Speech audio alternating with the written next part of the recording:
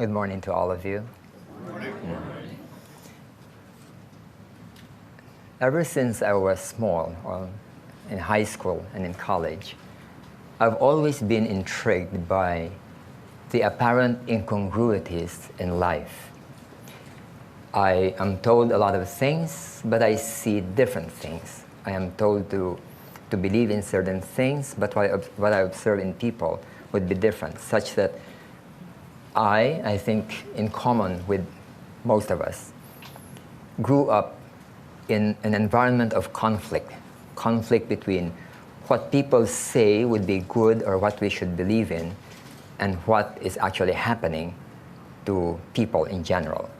And this was an issue that I had to personally face for many, many years and to try to resolve these incongruities in life. And after I encountered the Theosophical Society and Theosophy, then I realized that there is an ageless wisdom on the transformational process from this stage of incongruity to harmony. So this morning, I'd like to share with you my understanding of the essentials of the transformative process. Why do we need transformation? The answer to me is very simple. It's simply because a lot of us are unhappy. We are in conflict, both within us and with our environment, and we feel unfulfilled about many things. The other reason is because the society and the world where we live in is in a mess. It is weighed down by crime, wars, conflict, greed, selfishness. And it is, in many ways, an unsafe world to live in.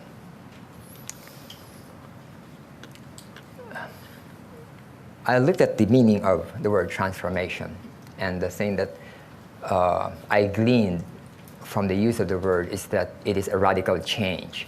It is a thorough or dramatic change, a kind of metamorphosis during the life cycle of an animal, including human beings.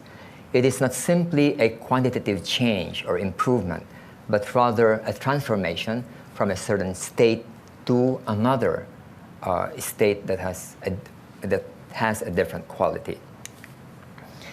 And this transformational change is vital for the future, not only of our own future, but future humanity in our effort to bring about peace and harmony, and it is also individually a prerequisite to self-actualization and spirituality.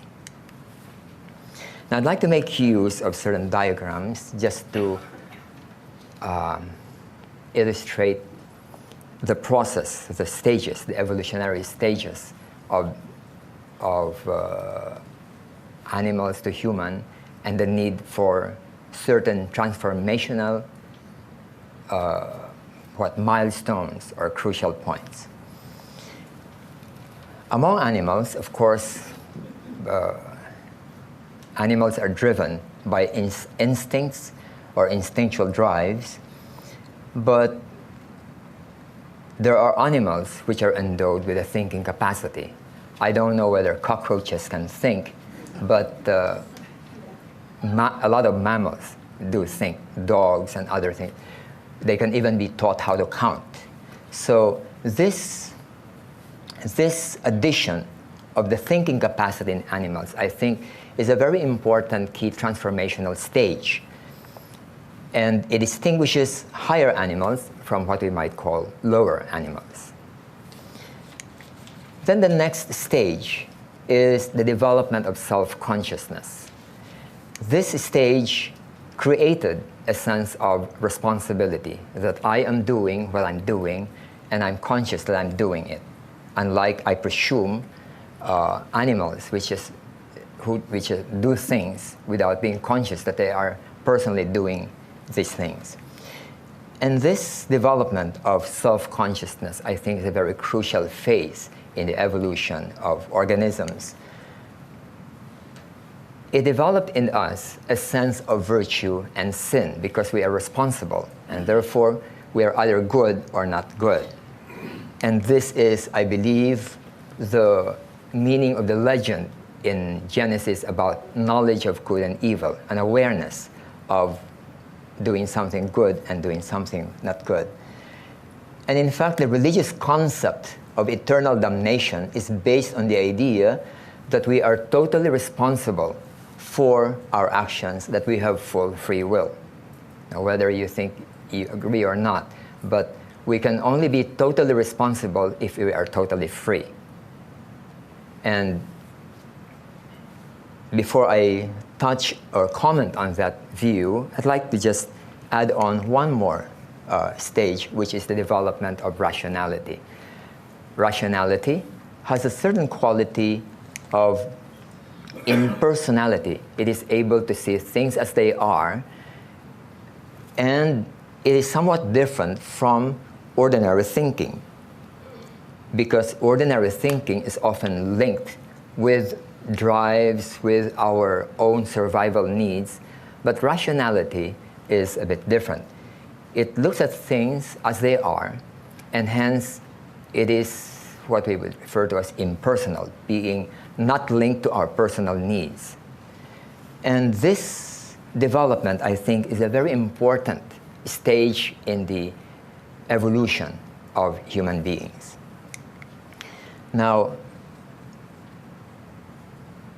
at the turn of the century, the previous century,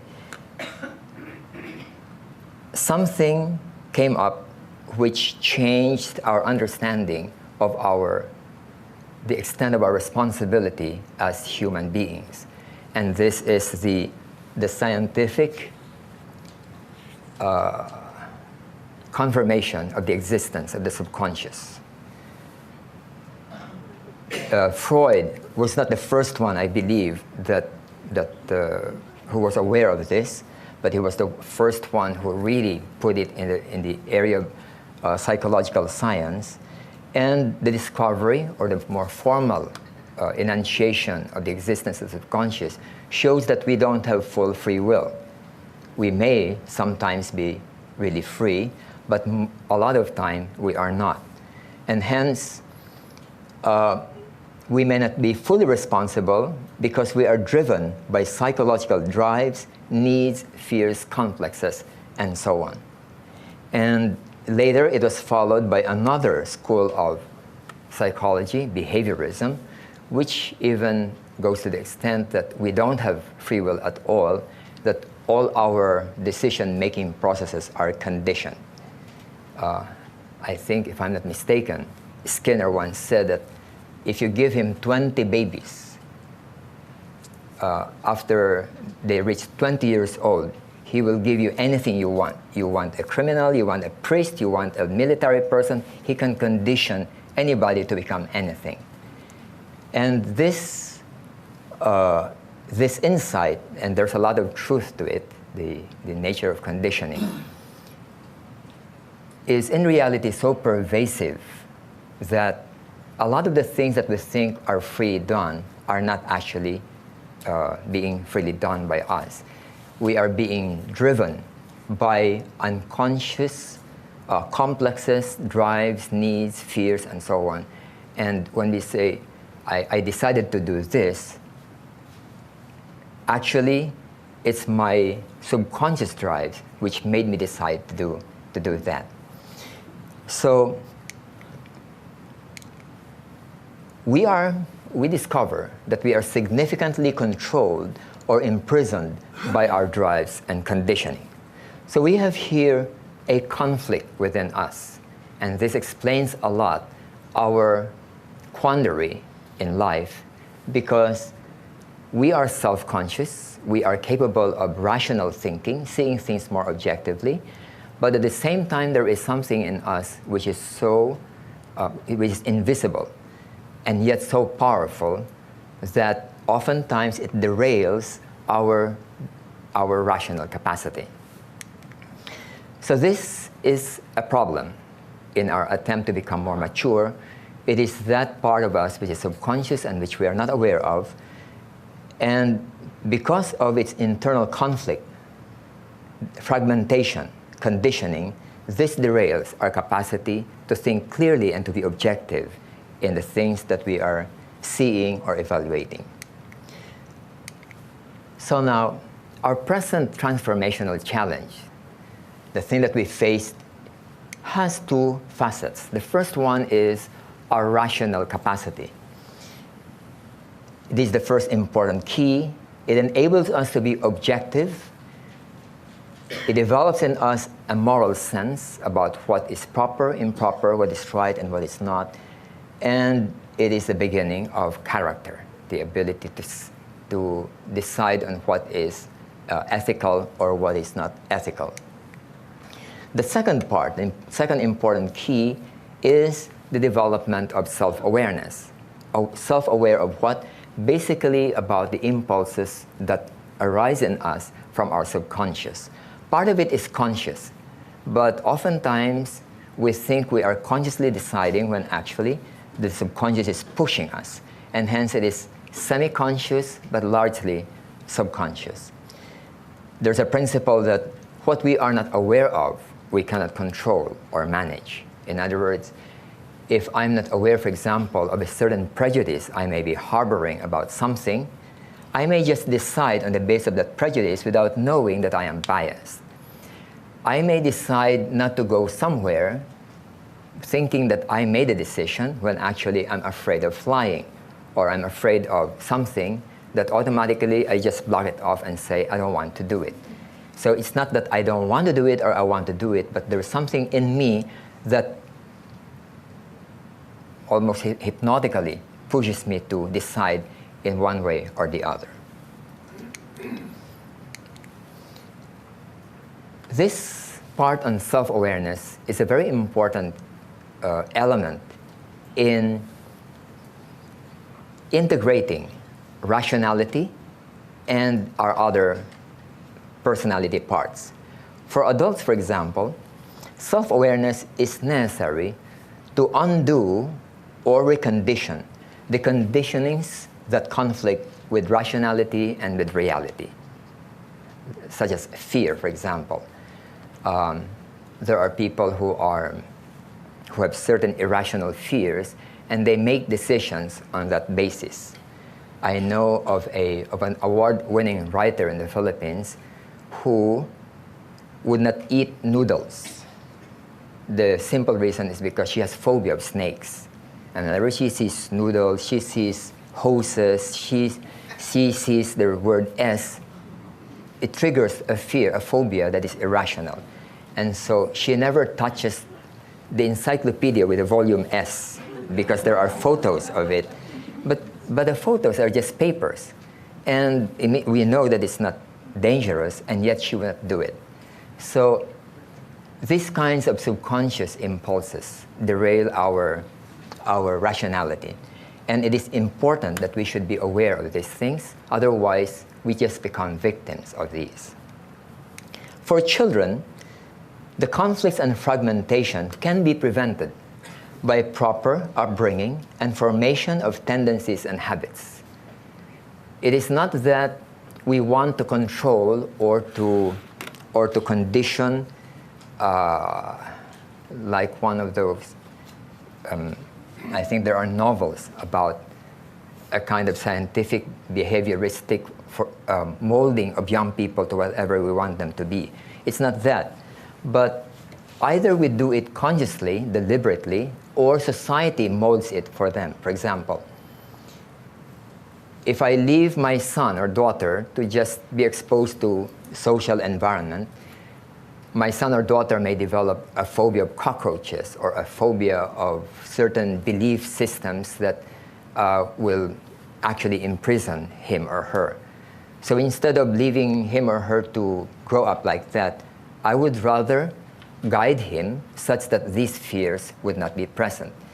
It is for this reason that in Golden Link College, which they mentioned, we are very conscious of this, and that the whole educational system should never be based on fear, either fear of competition, fear of teachers, fear of failure or failing grades, fear of humiliation.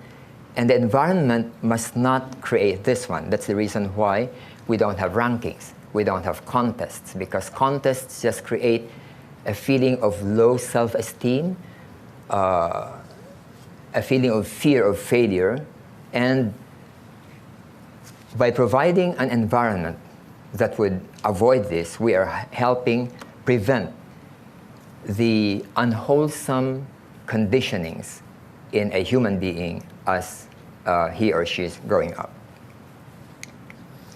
So in every human being then, we find a very basic conflict. We did not invent it. We are born into it, whether it's from past life or the present life, but we have this kind of conflict. What is this conflict? We have been conditioned in many ways such that we develop habits, we develop tendencies, we develop opinions, fixed opinions, the tendency towards anger, irritation, and so on. And these are conditionings, and conditionings are certain fixed habits that we have, physically or psychologically. But we have the other tendency to rise above these things, which is first rationality, wisdom, and spirituality. But a lot of times, this higher level is in conflict with the lower ones. Whenever, for example, I see that I need to talk with somebody with whom I have a misunderstanding with, then I'm being rational. I'm trying to understand. But anger may prevent me from doing so. And so long as the anger is there, then my reason probably won't prevail. We have often encountered people who have a very strong resentment and hatred towards somebody in the family. And for years and years, they don't want to talk with that member of the family. And so this kind of a relationship would last for a long time, sometimes even for a lifetime.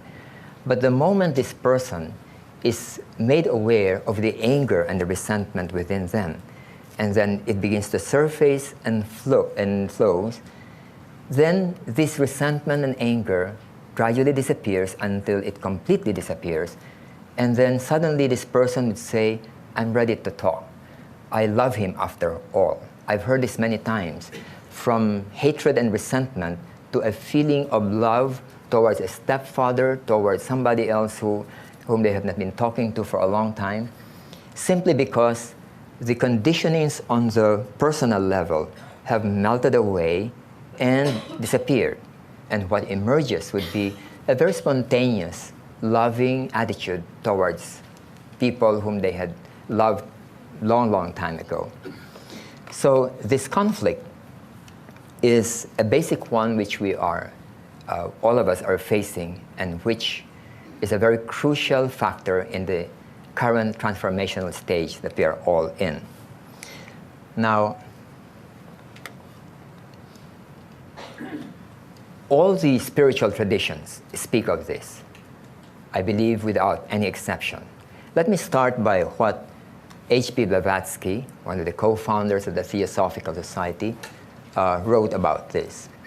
She said, whatever differences are to be found in the various presentations of the esoteric doctrine, yet in every one of them we find the fullest agreement upon one point, the road to spiritual development. One only inflexible rule has been ever binding upon the neophyte, as it is binding now, the complete subjugation of the lower nature by the higher. The conditioned nature, the subconscious tendencies that we have. In the book Key to Theosophy, she says this: the duty of a theosophist is to control and conquer through the higher self, the lower self, to purify himself inwardly and morally.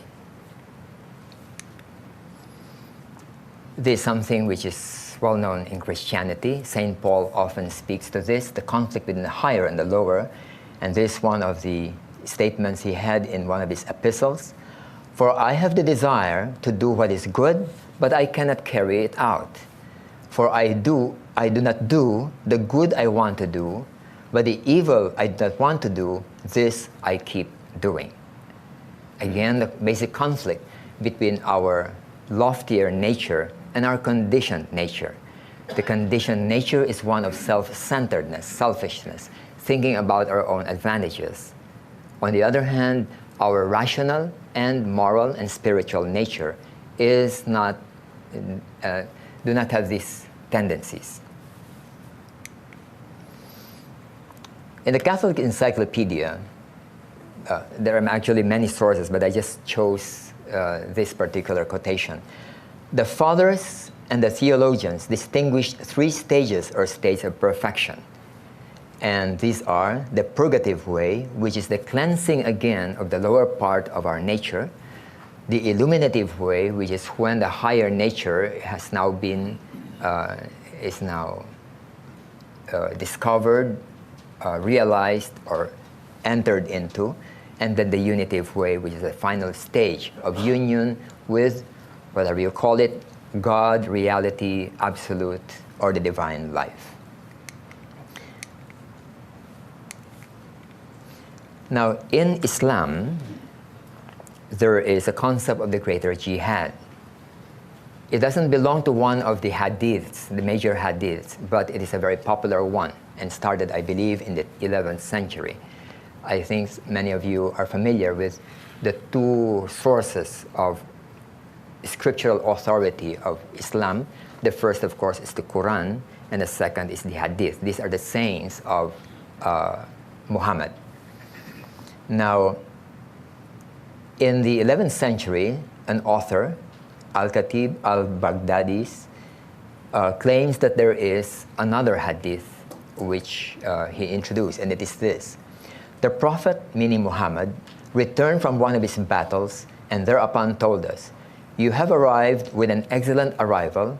You have come from the lesser jihad to the greater jihad." And when he was asked what it was, he answered, "The striving of a servant of Allah against his desire," or nafs. Nafs are personalities or selves. So the smaller jihad, the lesser jihad, is fighting battles for one's religion.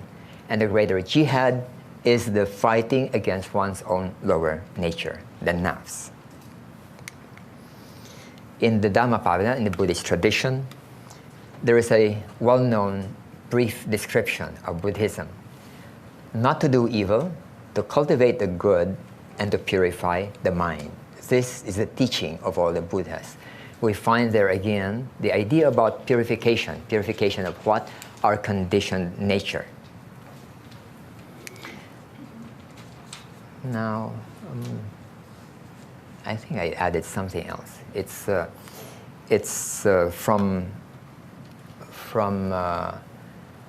some of the well-known mystical writings of Christianity. One of them is the well-known work of St. John of the Cross about the dark nights of the soul. Some of you are familiar with it, are familiar that there are two dark nights. One is called the dark night of the senses, and the other is the dark night of the spirit. A higher dark night and a lower dark night. What is the lower dark night? The lower dark night is our struggle with our conditioned nature, our habits, our tendencies. And when we are ready to abandon them, then we go through a dark night, a difficult period of struggle, such that we undergo suffering and pain. Then there is another well-known mystical work in Christianity. It's called The Cloud of Unknowing. And the basic idea in The Cloud of Unknowing is that before one can reach into the highest, enter into what you call God or reality or absolute, one must go into the cloud of unknowing. What is unknowing? It means that we must unknow, we must drop off all knowledge. In other words, our mental tendency to understand things, the intellectual aspect of our lives. But it also says that before we can go into that, we must go through the cloud of forgetting, which means that there are things in the world to which we are attached, things that we desire, things that we need, and we must go into this cloud of forgetting this, become non-attached to them. So this is the cloud of forgetting, which is again the letting go of our attachment to our lower nature. Again, it's the same theme over and over again regarding the conflict between our lower nature and our higher nature. So when these tendencies have been harmonized, unlike before when these lower levels are all in conflict with one another, but when this lower personality is harmonized, then we find that there is now very little conflict between our tendencies and the pursuit towards a more rational and a more spiritual, a wiser life. And this, I believe, is something that would be very important in the process of bringing up children. The minimization of influences and conditionings that would eventually be incongruent to a mature life, to a wholesome life, to a spiritual life. Now, what are these things in our conditioning that would cause conflicts? For example, in our simple physical habits, when I'm not in control of my physical habits, I have to wake up at 3, I cannot wake up. I have to stop smoking, I cannot stop smoking. In other words, the body has its own will, and I'm unable to control it in accordance with my higher faculties like reason. Such that I may develop a lot of unwholesome habits like in diet, not exercising, and so on, that eventually it will become an obstacle to whatever higher or loftier pursuit I may wish to do in my life. Emotionally and socially, I may be impatient, prone to anger, fear, easily hurt, have a lot of attachments, as opposed to being calm, respectful, self-aware, has self-mastery, and non-attached. This middle part is, I think, one of the most potent obstacles to the higher life. It is so powerful, it can be so powerful that after a certain age, it seems so difficult to remove them. And it is for this reason that this process, these transformational processes, must begin at a very young age. Not, as far as possible, the sooner that we do it, the better. Mental habits, for example, we can have fixed and narrow habits of thinking, biases, mental lethargy, as opposed to being open, to being objective, being inquisitive, and so on. These are all parts of our habits, and they come under personality. So,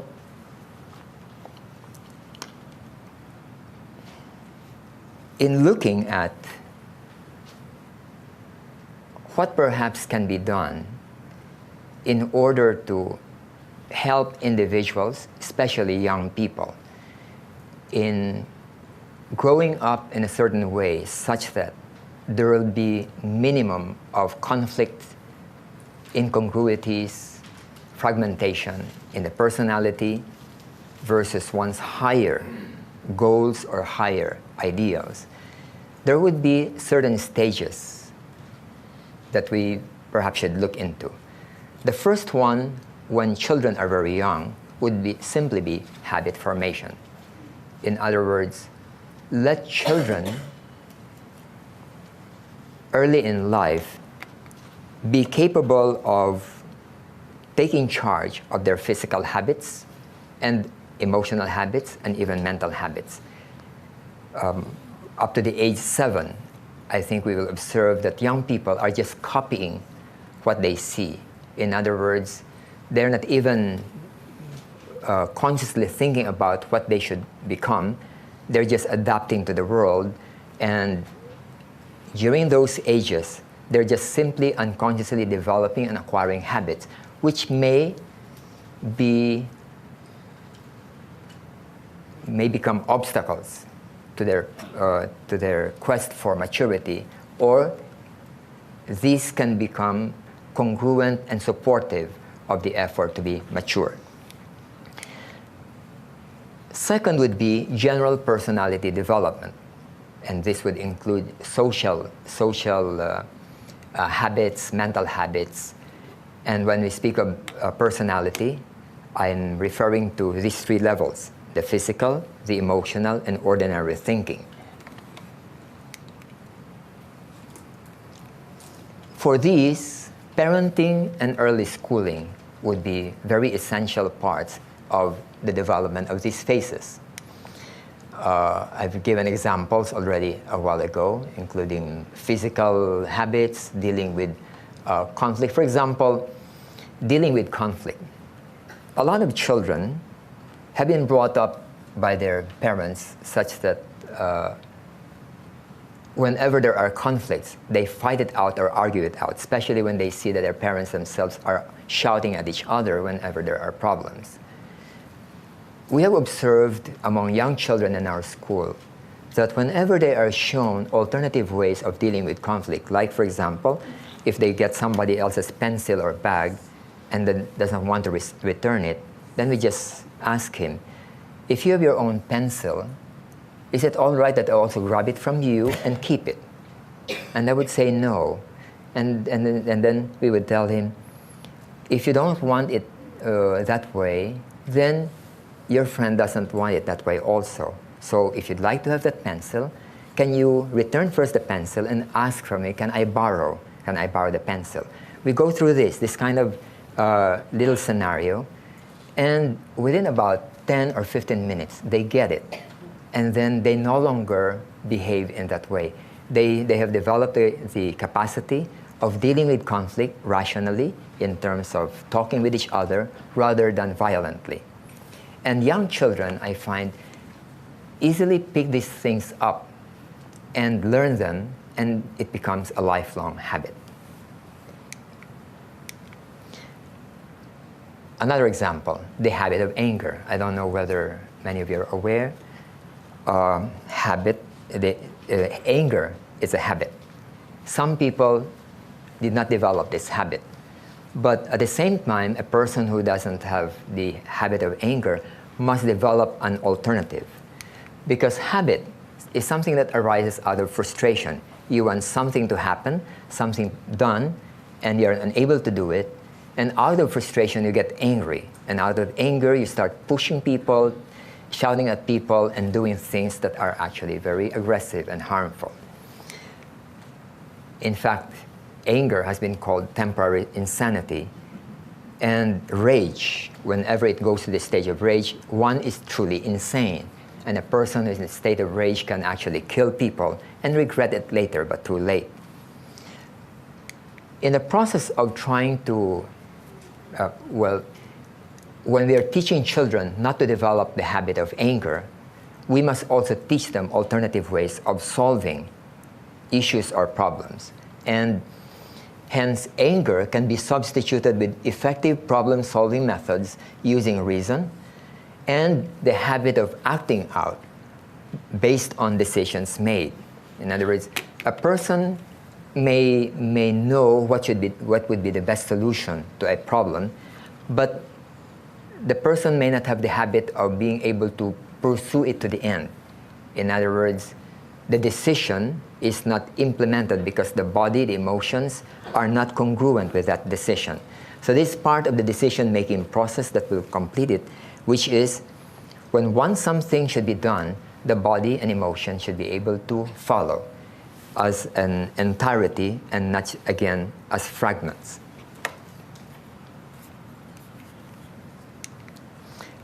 The next stage is the strengthening of rationality. All of us have this, except that oftentimes it is derailed. Let me just give some example. When there is improper or unwholesome personality development, then rationality does not function very well. I'll give an example.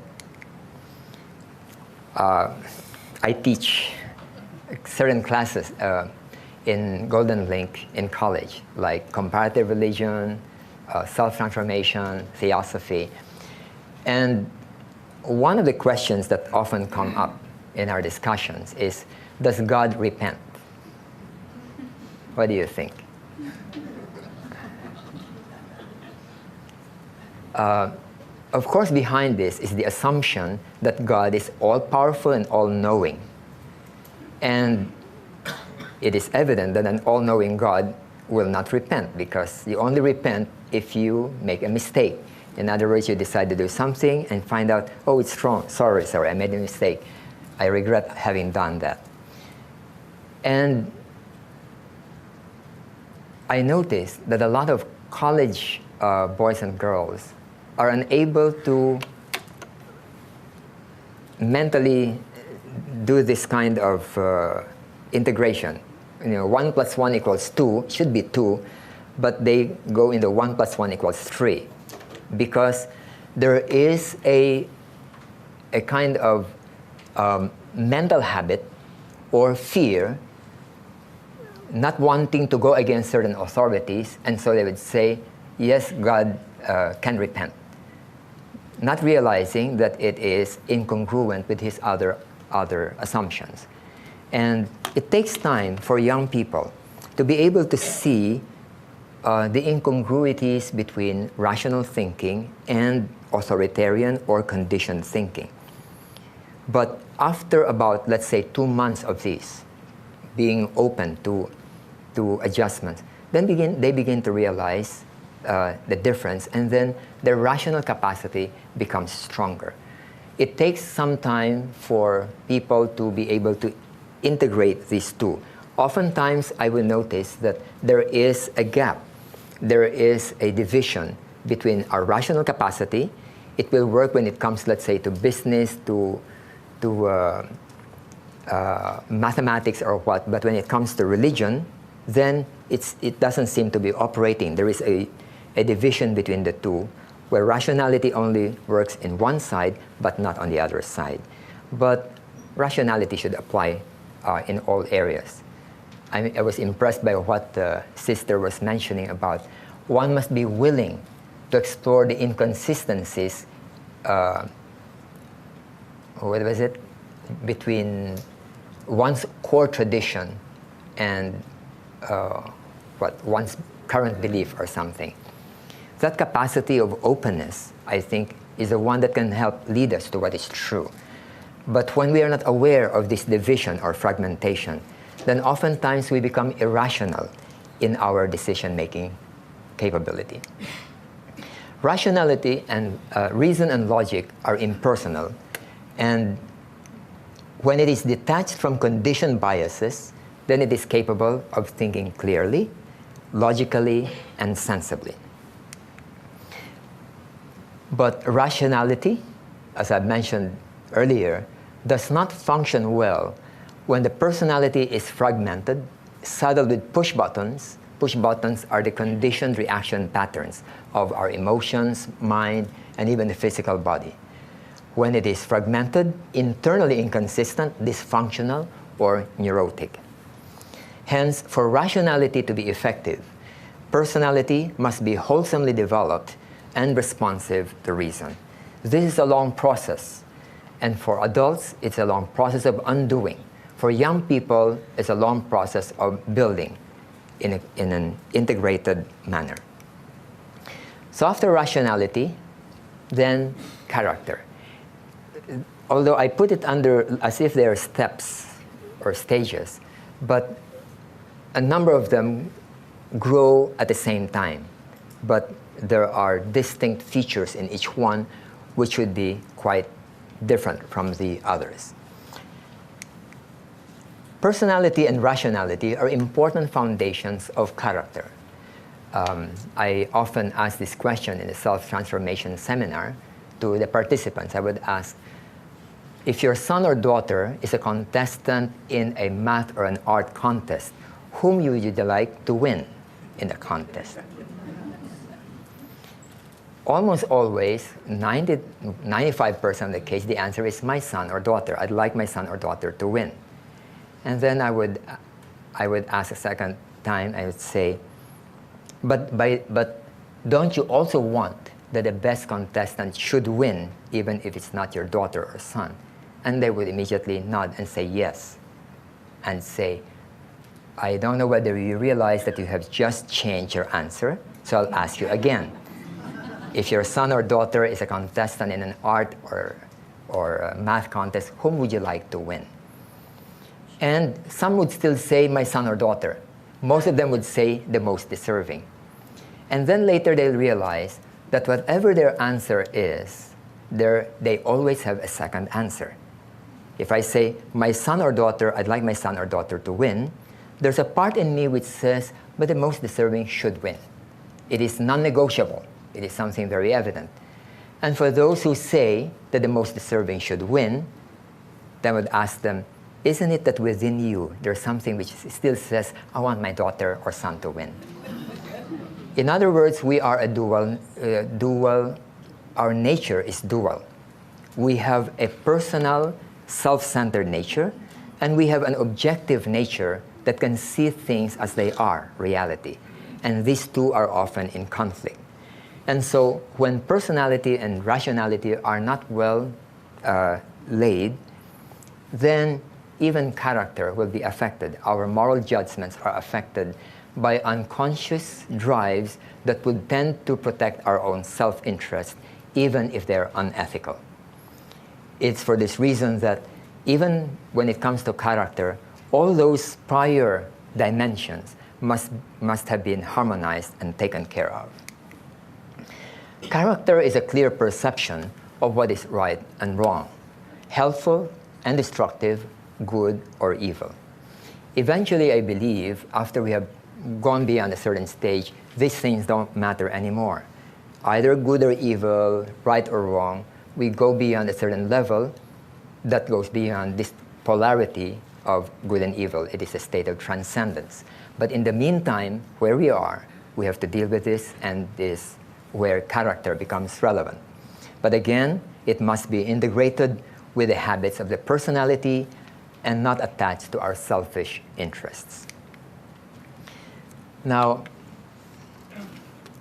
in the process of developing these facets of our nature, we also discover something else. That when these four levels, habit formation, personality development, rationality, and character, are well laid in an integrated and wholesome manner, the person is automatically not only has self-mastery, but is a competent person in life. In fact, this is an important aspect in our educational system in Golden Link. That our first aim is not to produce graduates who will be good in certain jobs, like information technology or in education or what, but rather to produce graduates who are integrated, balanced, inwardly harmonized. In other words, these four levels are well developed. We are not there yet fully. It's a very difficult thing, and it depends upon the kind of teachers that we have. And so it is something that must evolve through the years. But we notice that individuals who are integrated, well-developed, with a clear sense of ethics, rational, and able to do what should be done without internal conflict, they become very effective in whatever work they do. Suppose they're graduates of whatever, nursing, but they couldn't find a job in nursing. So you put them as an assistant in accounting. They'll do well. I have seen many people who graduated, let's say, in some technical subject, but went to sales or went to whatever, social work. They do very well in those areas because of what they are, and not necessarily because of the skills that they have developed. And hence, I feel that in education, the development, the integrated development of this dual nature is very important, not simply for its own sake, which is for happiness, peacefulness, fulfillment in a person's life, but even for effectiveness in one's mundane life. Whether it's in one's profession, in business, in leadership, in parenting. And if we add to this the other faculty that is emerging, which is prajna or intuition, then it leads to wisdom and spirituality. So in the evolutionary processes that I've mentioned before, aside from self-consciousness, rationality, the next stage would be that of intuition. It's the next key transformative stage that I believe we will all be going through. And in this process, there are two kinds of awareness that must be nurtured in us. The first kind of awareness is a kind of personality awareness, awareness of fears, awareness of tendencies, awareness of habits, and for want of a better word, I'm using the word lower awareness. But there is another kind of awareness, which is higher awareness, which belongs to our impersonal nature, that of our rational nature and our intuitive nature, which sets the ground for the spiritual life.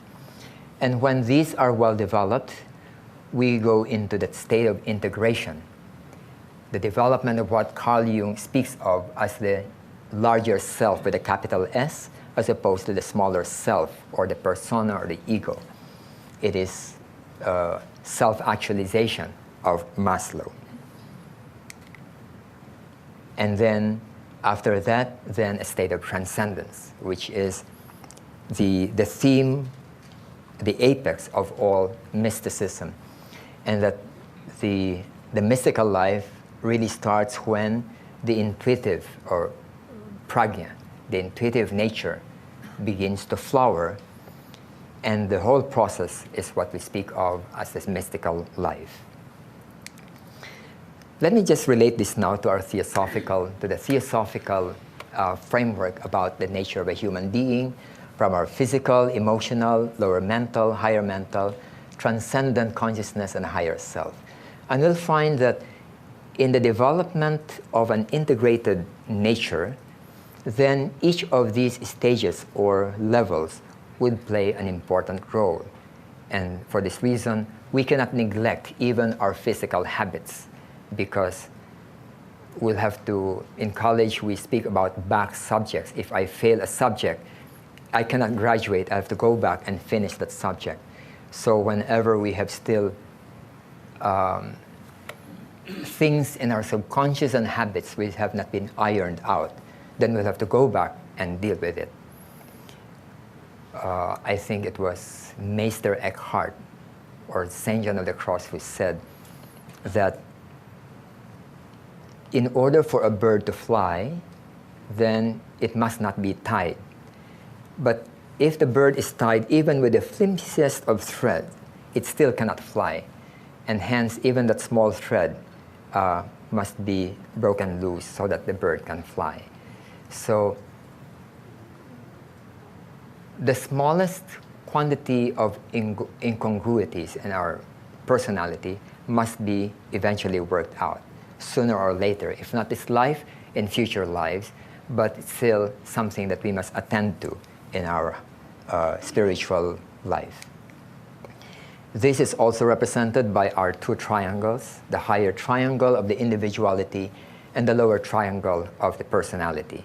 And that when these two are harmonized, then we have the symbol of the six-pointed star, where the higher triangle is dominant and the lower one is an integrated but harmonious part of this whole.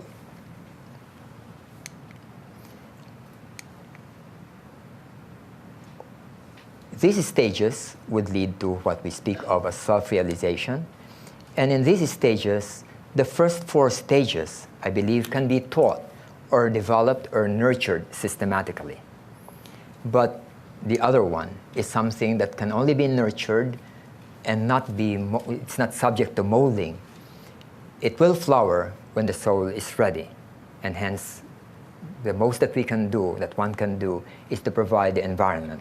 But the critical element lies within that person and not outside. in all these processes, there are a lot of influences from birth until death, all these things which help mold us. And there are three of these influences which we can do something about, but the other three we can hardly do anything about. The first one would be parents, the influence of parents. This is so important and so basic.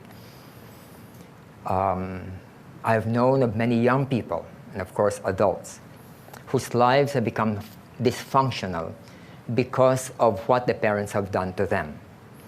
And in some cases, when they have become adults, they no longer see life as life, but rather as a rebellion against their parents. Almost everything is seen with that colored glass about resentment or hatred against somebody. So parenting is very important because during the formative years of a person, the parents are so important in the creation of fragmentations and conflicting factors within the person, or the absence of these, and the capabilities in the personality that will be helpful for self-development. The second would be schools. The schools would be the second environment deliberately designed in order to help guide young people towards the adult life, the mature life. Unfortunately, at least in the Philippines, most schools are designed for jobs. In other words, all right, you be good in math, you be good in science, so that when you graduate, you become a good accountant, you become a good computer programmer, and so on. And I feel that this is a misunderstanding of what true education is. True education should be education for life, not simply for skills. And that the most important foundation of a mature life should be an integrated individuality and personality upon which we build skills, abilities, knowledge, and so on, as applied to the outside world. The skills are actually a temporary thing.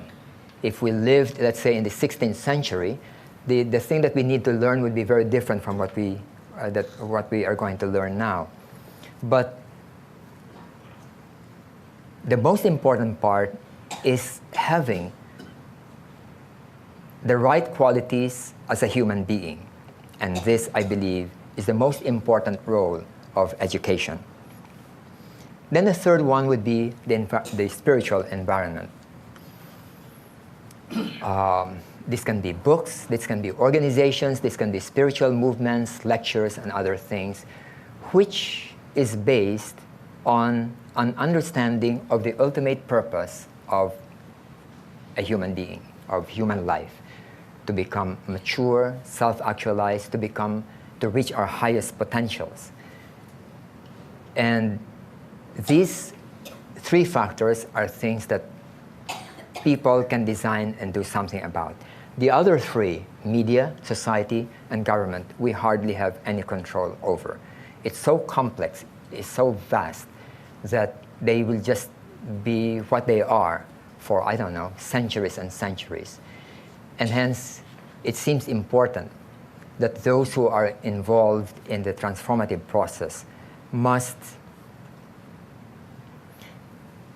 undertake efforts such that these first three would become more potent influences in the processes of growing up among young people, as well as in the growth of even of adults. And right now it's a minority, but hopefully with the efforts of like-minded groups and people, then schools can be established for this purpose, and then spiritual groups will be more, would abound and reach out to more and more people. And eventually even media and society will begin to be influenced by them. I believe that this is the work not only of the Theosophical Society, but of all movements, all individuals who are concerned about the maturity, self-actualization, and spiritual development of people. And I take it that it is our task for a long, long time within the Theosophical Society and outside of the Theosophical Society. Good morning to all of you.